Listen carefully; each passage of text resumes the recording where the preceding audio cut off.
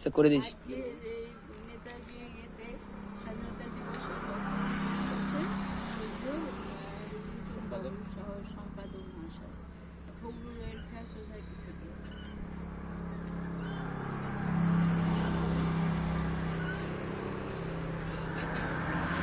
আজ 15ই আগস্ট 71তম স্বাধীনতা দিবস। আজকে আমরা আমাদের জুনবেদিয়া ফখরুল ওয়েলফেয়ার সোসাইটির তরফ থেকে পতাকা উত্তোলন করছি। আমাদের কমিটির সদস্যরা রয়েছেন কমিটির সম্পাদিকা সুপর্ণা চৌধুরী মহাশয়া, স্বয়ং আমি সম্পাদক রবিলোচন ঘোষ, এবং আছেন আমার পড়ুয়া যারা আমার কাছে পড়ে সেই সমস্ত ছাত্রছাত্রী। এই অনুষ্ঠানে আমরা উপস্থিত থেকে গর্বিত মনে করছি, এই কারণে যে এই দিনটির একটা গুরুত্ব এবং তাৎপর্য রয়েছে।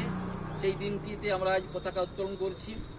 তা আমরা এই দিনটি প্রতি বৎসর পালন করে থাকি, অফিসিয়ালি নন অফিসিয়ালি সর্বত্রই এটা পালন করি।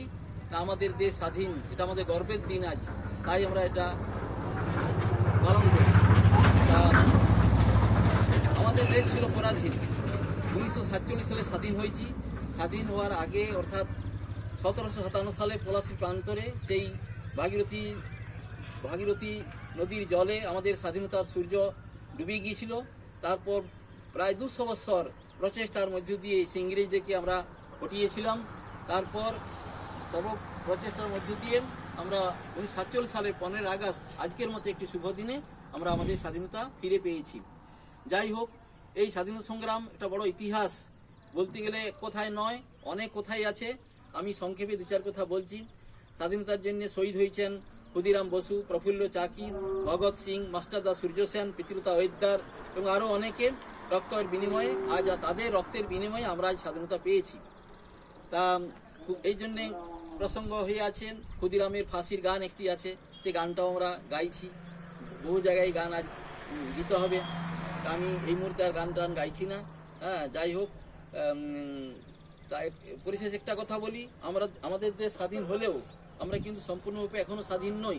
শিক্ষার দিক দিয়ে আমাদের এই ভারতবর্ষ পিছিয়ে, স্বাস্থ্যের দিক দিয়ে পিছিয়ে এবং অর্থনৈতিক দিক দিয়েও পশ্চাৎপদ।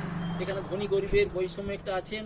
যাই হোক, আমরা মুখে যাই বলে না কেন, স্বাধীনতা একটা নামান্তর হয়ে থাকলেও আমরা এইভাবেই স্বাধীনতা চালিয়ে যাচ্ছি।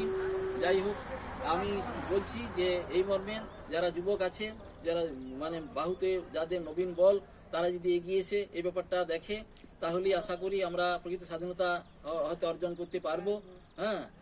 এইটুকু বলেই আমি আমার এই সংক্ষিপ্ত বক্তব্য শেষ করছি।